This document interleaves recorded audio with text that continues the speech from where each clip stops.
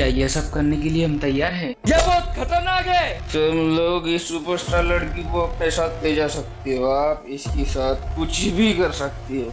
बस आपको इसके बदले मुझे 2 कप ऑफ नूडल देने हैं, उसके बदले मैं आपको इसे दे सकता हूँ। कुछ चीजें जो मैं आपको पहले से बता दूं जो आपको पता होनी चाहिए, जैसे कि ये एक साइंस फिक्शन पर बेस्ड मांगा है और इसके अंदर कुछ भी ऐसी चीजें ओल्ड मांगास की तरह नहीं, ये टोटली अलग है। हमको पता है आमतौर पर एक ह्यूमन के पास 46 क्रोमोसोम होते हैं, लेकिन ये मांगा के अंदर बेस्ड 47 क्रोमोसोम के बारे में बताया गया है, जो कि एक रिसर्च और बेस डेवलप के ऊपर डिपेंड है। इसके अंदर एक्शन, फाइट, रोमांस और जॉनरा अलग तरीके के। साथ में यहाँ स्टार्टिंग के कुछ चैप्टर रोमांटिक है और उसके बाद ये एक्शन में शिफ्ट हो जाते हैं। मैं और ज्यादा स्पॉइलर नहीं दूंगा। मुझे याद है वो दिन जब मैंने अपने आप को एक ऐसी जगह पे पाया जहाँ पे मैं कैद था। वो किसी तरह का कंटेनर था। मेरा सर भारी हो रहा था, मुझे कुछ समझ नहीं आ रहा था कि मुझे क्या करना है। मैंने ध्यान दिया और कंटेनर से बाहर निकलने के लिए उसे तोड़ना शुरू किया। मैं पूरे जिद्दोजहद से कंटेनर को तोड़ने की कोशिश कर रहा था। वहां मेरे पास कोई हथियार नहीं था। उसी वक्त मेरी यादें कुछ धुंधली रूप से खुलने लगी। मुझे याद आने लगा कि मेरे साथ क्या हो रहा है। वह दिन था जिस दिन मैं अपने आप को बहुत ज्यादा लकी महसूस कर रहा था। उस दिन तनिष्का मेरे सामने खड़ी थी, मेरे ही अपार्टमेंट में। वह दिन था हम दोनों के मिलन का दिन। वह दिन मुझे अब भी पूरी तरह से याद है, मानो ये कल की ही बात हो। जैसा कि उसका आउटफिट था, एक शर्ट जो कि पूरी तरह से लहरा रहा था। हम दोनों एक दूसरे के सामने थे। हम दोनों उस दिन एक होने वाले थे। मेरी आवाज में थोड़ी गंभीरता बढ़ रही थी। मैंने उसे ध्यान से देखा और मैं अंदर ही अंदर बहुत खुश था और मेरा शरीर कांप रहा था। यूं समझ लो कि मैं कब जाने जानवर में बदल जाऊं। मैं उसके पास गया और मैंने उसके आउटफिट यानी कि शर्ट के बटन को धीरे धीरे खोलना शुरू किया। जैसे जैसे मैं खोल रहा था, मुझे और मेरी नर्वसनेस कुछ ज्यादा ही बढ़ती जा रही थी। मेरी वो चाहत बढ़ रही थी, या मानो मैं एक जानवर में बदल रहा था। मेरे हाथ कांपने लगे। मैंने कहा, तनिष्का, तुम्हारा दिल कुछ ज्यादा ही जोरों से धड़क रहा है। यह बोलने के बाद मुझे यूं लगा, न जाने लगता है वो कुछ ज्यादा ही शर्मा रही। वह मुझसे ज्यादा नर्वस है या नहीं। तनिष्का थोड़ी पीछे की तरफ गई। उसने अपना मुंह मोड़ा और अचानक मेरे से गले लग गई। मैं कांपने लगा। वो शारीरिक गर्माहट को देख के मेरा मन तो समझो छठे आसमान में हो गया। यूं तनिष्का ने मेरे से सवाल, लीन, क्या तुम मुझे लाइक करती हो? मैंने उससे कहा, मैं तुमसे बहुत समय से प्यार करता हूँ। ये बहुत लंबा समय है। मैं भी तुमसे प्यार करती हूँ लीन। फिर उसके बाद से मेरी यादें थोड़ी धुंधली थी। जैसा कि मुझे याद आ रहा है, उसके बाद एक एक्सप्लोजन हुआ था। मुझे वहां से शायद तनिष्का ने धक्का दिया था।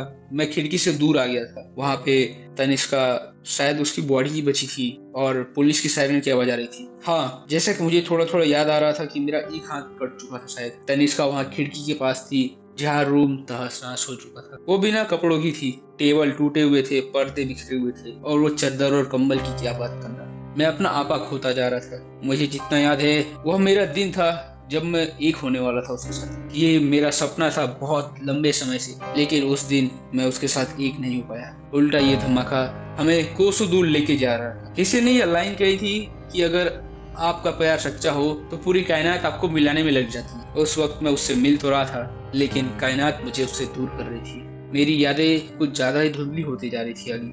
नॉर्मली जितना मुझे मेरी याददाश्त में याद है, उस हिसाब से मुझे हॉस्पिटल में होना चाहिए, लेकिन मैं हूँ कहाँ पे? एक क्रिस्टल के अंदर। खैर, मैंने थोड़ी मेहनत की और मेरे हाथ से खून निकलना भी चालू हो गया। ये वर्थ इट था।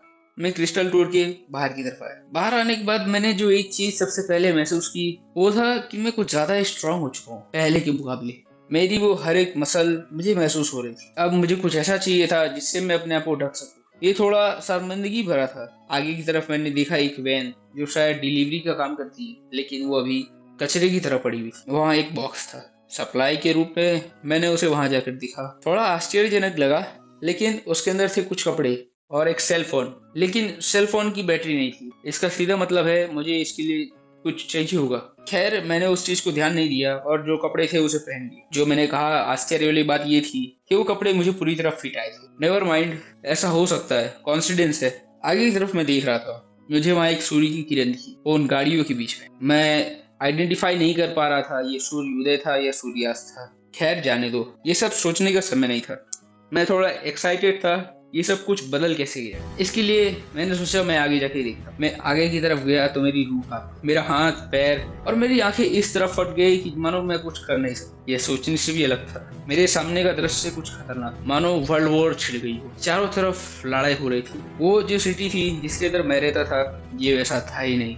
मेरी यादें वापस धुंधली पड़ती जा रही थी। मैंने वहाँ पे देखा चारों तरफ धुआं ही धुआं था, लड़ाई हो रही थी, लेकिन इंसानों जैसा मेरे को कुछ दिखाई नहीं दे रहा। वह सिटी पूरी तरह से बदल चुकी थी और मैं था एक माउंटेन पे जो कि गाड़ियों के कचरे से ढेर से भरा हुआ था। फिर मैं सिटी के अंदर एंटर हुआ। सिटी में आने के बाद मैं बहुत एक्साइटेड था अपने अपार्टमेंट में जाने के लिए, क्योंकि मैं देखना चाहता था तनिष्का किस कंडीशन में हुई, वो जिंदा है या नहीं है। शायद उसकी हालत मेरे से भी ज्यादा खराब हो। आखिर में मैं वहां पहुंचा।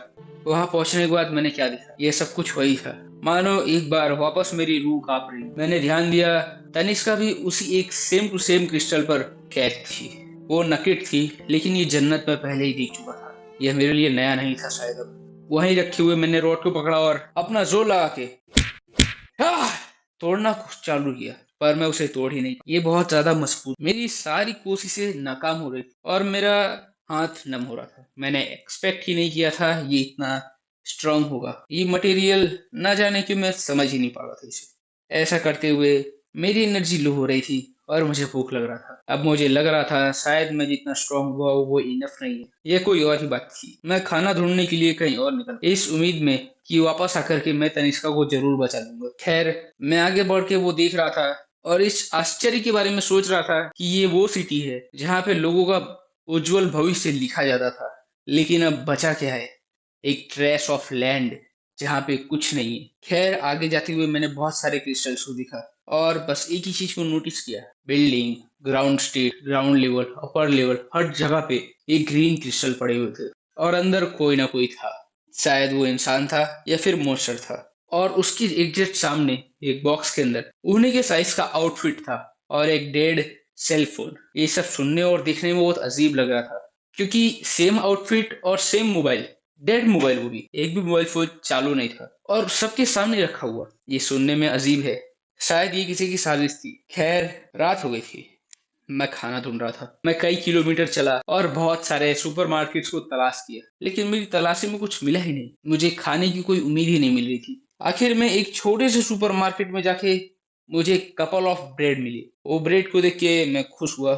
फाइनली मुझे कुछ मिला। आखिर में मैं रात बिताने के लिए एक सेफ प्लेस की तरफ जा रहा था। मैं गलियों में से गुजर रहा था, लेकिन मुझे ऐसा कुछ महसूस हुआ मानो कि कोई मेरा पीछा कर रहा हो। मैं इसे समझ तो नहीं सका कि कौन है मेरे पीछे, लेकिन मैंने पीछे मुड़ के जरूर देखा। मानो वो मेरा इल्यूजन था, क्योंकि मेरे सामने कोई दिख नहीं रहा था तो मैं यकीन नहीं कर सकता। खैर, इसी तरह मैं आगे बढ़ने लगा।